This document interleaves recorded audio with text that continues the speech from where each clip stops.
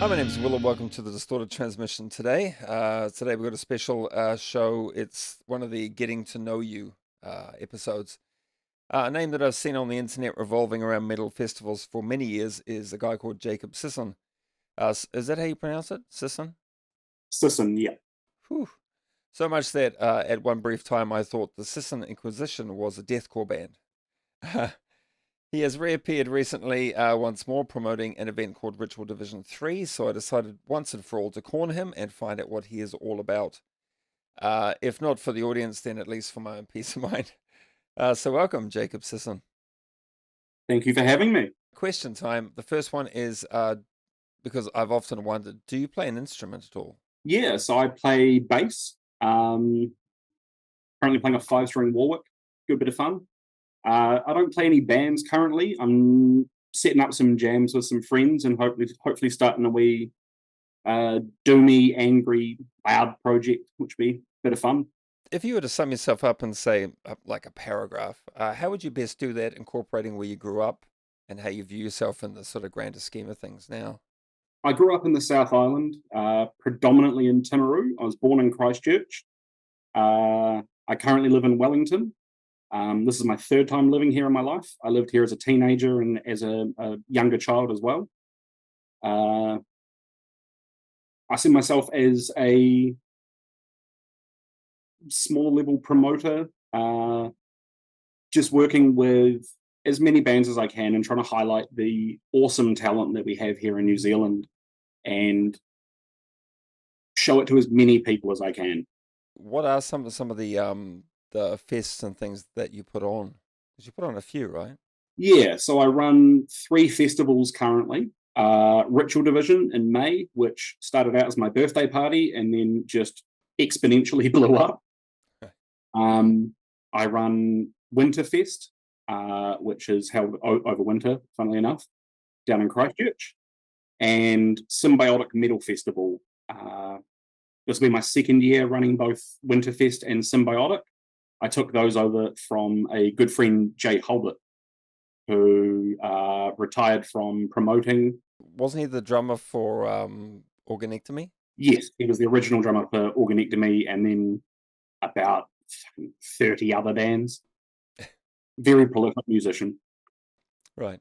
I was going to ask you, like, what is the difference between those three things? Like, why have three differently named metal fests? Are they like a different style of music or? Yeah, Symbiotic is meant to be the coming together of all different styles of metal. So we have thrash, we have grindcore, we have brutal death metal through to we've had power metal bands play, and we just try and make it as diverse and fun for everyone as we can. Okay. Ritual Division, yeah, just started as my birthday party. I thought I'd host a gig for my 30th a couple of years ago. Reached out to a few bands, and all of them said yes, please. Is there a sort of like a subgenre that one leans to more than any other? Mostly technical death metal and brutal death metal. It's pretty specifically those genres. Are those your favorites? Yeah, yeah. For the most part, I like a bit of everything, but those are the ones that I sort of gravitate towards the most. And then Winterfest is specifically designed to give Christchurch. A lot of the bands down there play a lot of like black metal and death metal and stuff. And it was specifically black metal and death metal that festival is trying to highlight. There's not too much of that happening around New Zealand, so it's cool to try and highlight it just down in Christchurch and give them a festival that they don't often get. Yeah, I suppose that makes sense. Like the Winterfest does sound more sort of black metalish. Yeah, Yeah, sort of the snow and the corpse paint. yeah. So, are there any festivals in the pipe that you'd like to mention? I believe you've got one that's happening next week, right? May 12th in Wellington and May 13th in Christchurch, we have Ritual Division 3. 6 bands each night, 5 bands playing both shows and a local opener for each show. Some of the bigger bands in New Zealand at the moment that are currently in New Zealand, I managed to secure them.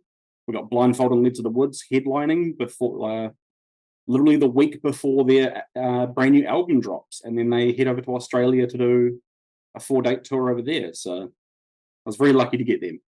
Cool. And then we have Order of Diptera. We have Parasitic Infestation from Auckland. We have Abysm from Tauranga/Wellington. And we have, I've got my own lineup. Man. You want me to look it up? We have Utilize the Remains. Okay. That was the one. And opening for Wellington, we have Glassblower. And opening for Christchurch, we have a new band called Stench. The only band of those that I haven't seen before is Order of Diptera. I think I've never seen those guys. They're like a sort of a tech band, right? Yeah, sort of the dissonant technical death metal. Lots of varied influences. Very, very cool band. They're signed to an American label called Artisan Era, and they have an album coming out soon as well, which I am personally very much looking forward to. I've noticed like Christchurch is making a name for itself at the moment, or at least for the past few years. There's quite a lot of big bands coming out of there. Yeah, it's a very healthy scene down there. Bands like Organectomy and Blindfold and Led to the Woods, they all sort of came out of the all ages scene, and they even by quite a young age, they all were very, very proficient musicians and writing amazing music. And it's awesome to see that the rest of the world is sort of picking up on that as well. I've always sort of considered putting on a festival or something in Auckland because, not. I'd rather somebody else did it, but it seems nobody else really is doing it really anyway. Especially since the King's Arms kind of disappeared, that was a bit of a shame because we used to have a lot of sort of festivals and sort of metal evenings and such. Yeah, before, not so much now. But I always wondered, like, how much work is it, and what are the pitfalls of like arranging these things? Because it must be a lot of work to put these shows on. I generally spend about probably 5 to 10 hours a week for probably 3 to 4 months. Shit. Working with bands to sort out logistics, sourcing backline, doing all the marketing and promotion myself. I hire people in to do stuff like promo videos and stuff like that so that I don't have to do it, and so I can get someone better than me to do it, which is handy. Often important, yeah. Oh yeah. I saw that recent not interview, sorry, the recent promo video that you did with you sort of by the fireside. Yeah, it was the fireside chat. It was just so odd. It was what you would not expect. Stench. It was exactly the reason that we created that format for the promo videos. Back in the 90s, they'd do those compilation CDs, and they'd have the TV show, and it would be the rattling off, 40 bands. And so I tried to take a bit of that energy and infuse it into the promo video. And this year we went for a bit of a Mr. Rogers vibe thrown in there as well. We tried to include that. They're a lot of fun to make, and it's just a good laugh. Was the sort of the concept your idea, or did somebody put that to you? That was my idea. Well done. And then I sort of refined the idea as much as I could, and then handed it off to a dear friend,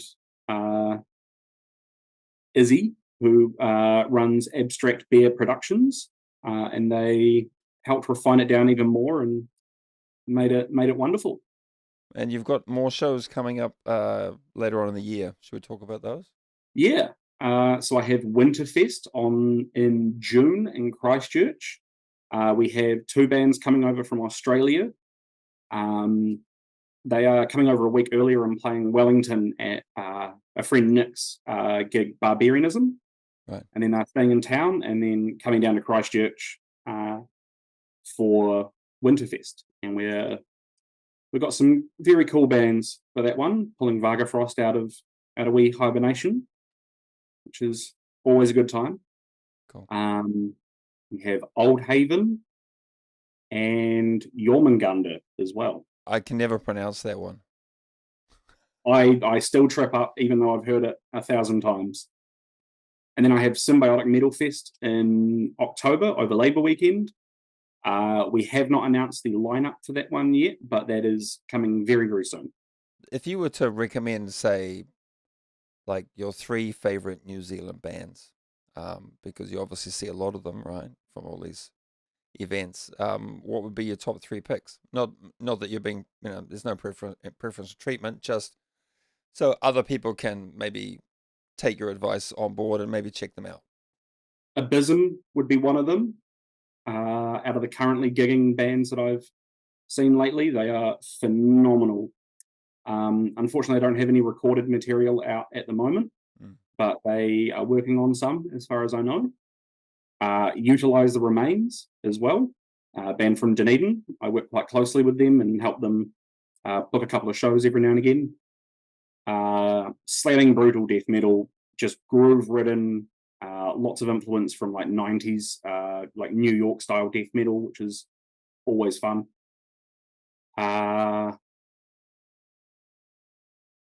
Third one's hard.